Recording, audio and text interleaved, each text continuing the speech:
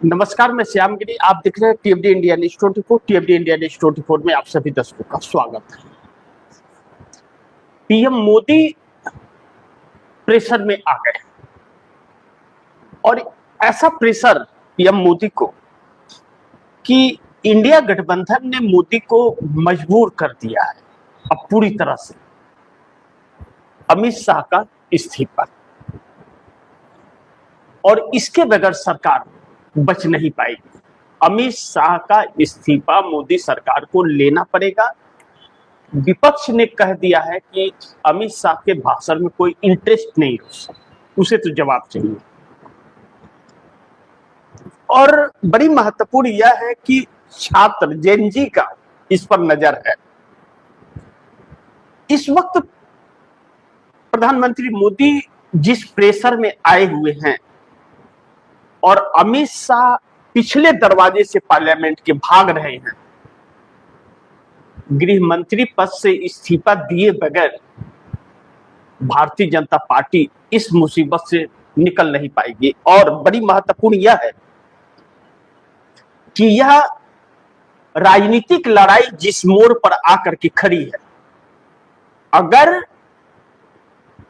नरेंद्र मोदी ने अमित शाह के इस्तीफे पर जल्दबाजी नहीं दिखाई तो न सरकार बचेगी और न गठबंधन। फिर मोदी का इस्तीफा होगा।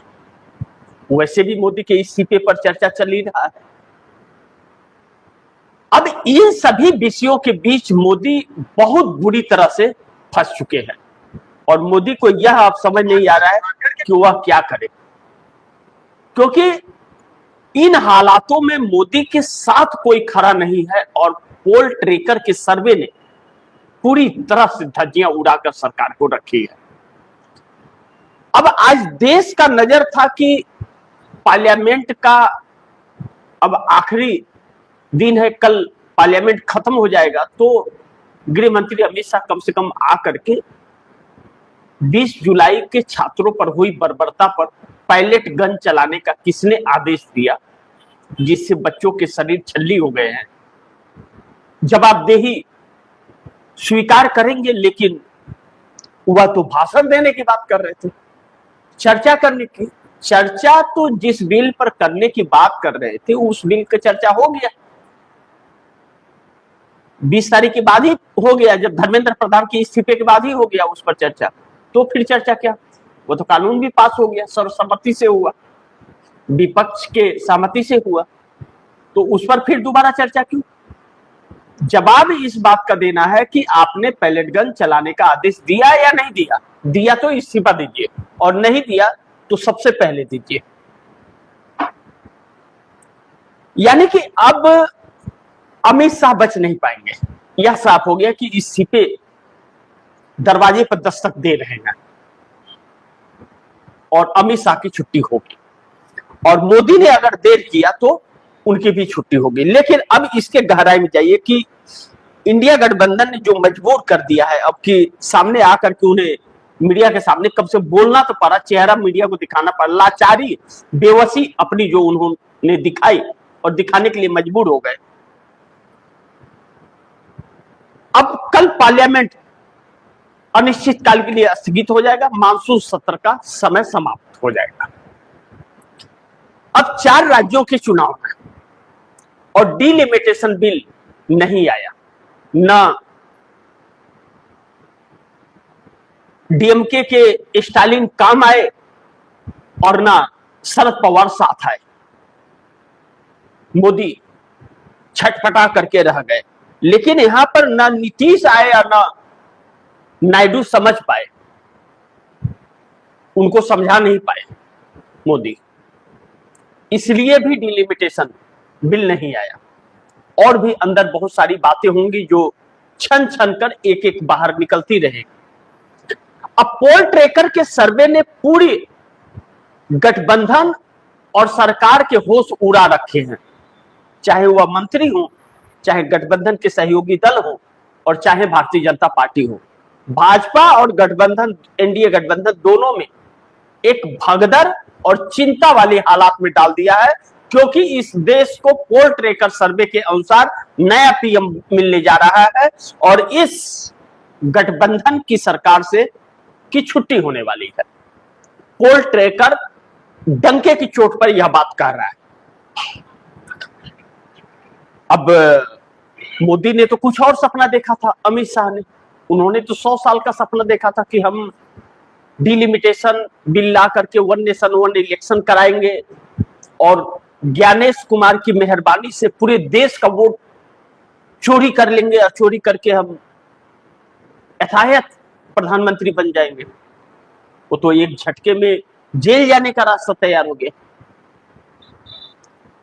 अब इसके लिए क्या रणनीति भारतीय जनता पार्टी की आगे होगी यह तो भाजपा ही जाने, यह तो आने वाले दिनों में पता चलेगा। लेकिन इस वक्त जो अमित शाह बच के पिछली गली से निकलना चाहते थे, बच नहीं पाए, फंस गए पूरी तरह से।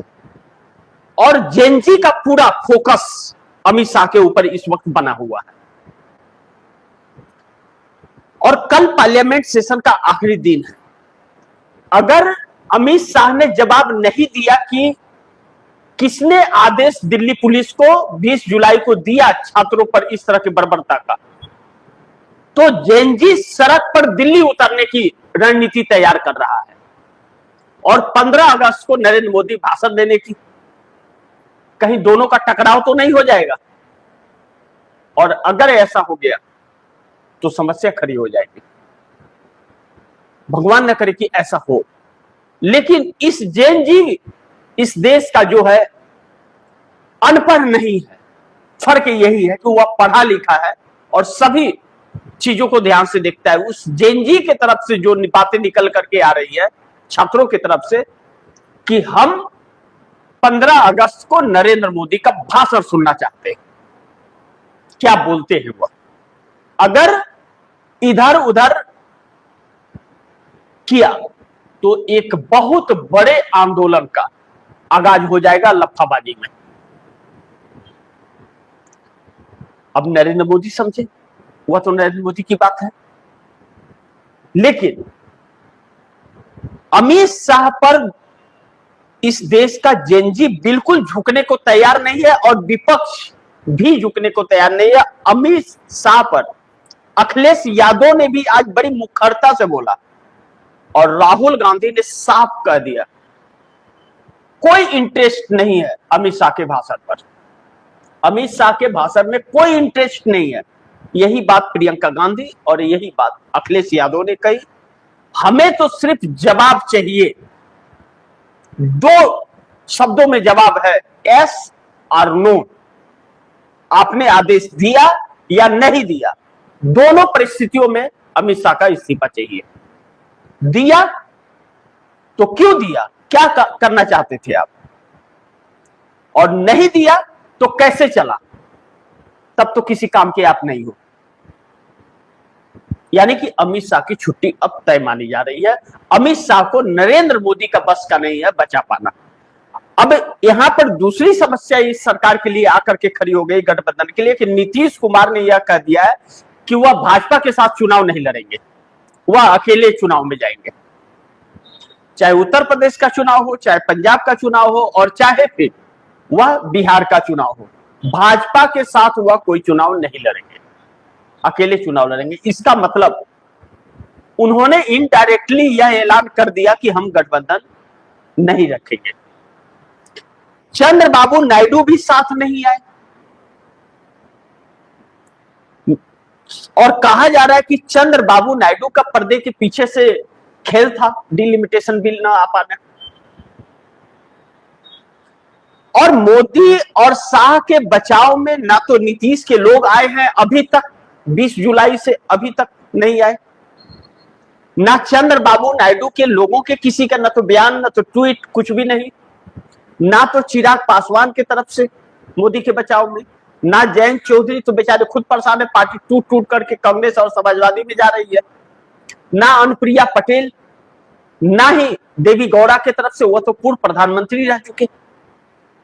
किसी भी सहयोगी दल के तरफ से कोई भी बचाव नहीं आया, इनको इनके हाल पर छोड़ दिया, चाहे रहो या जाओ।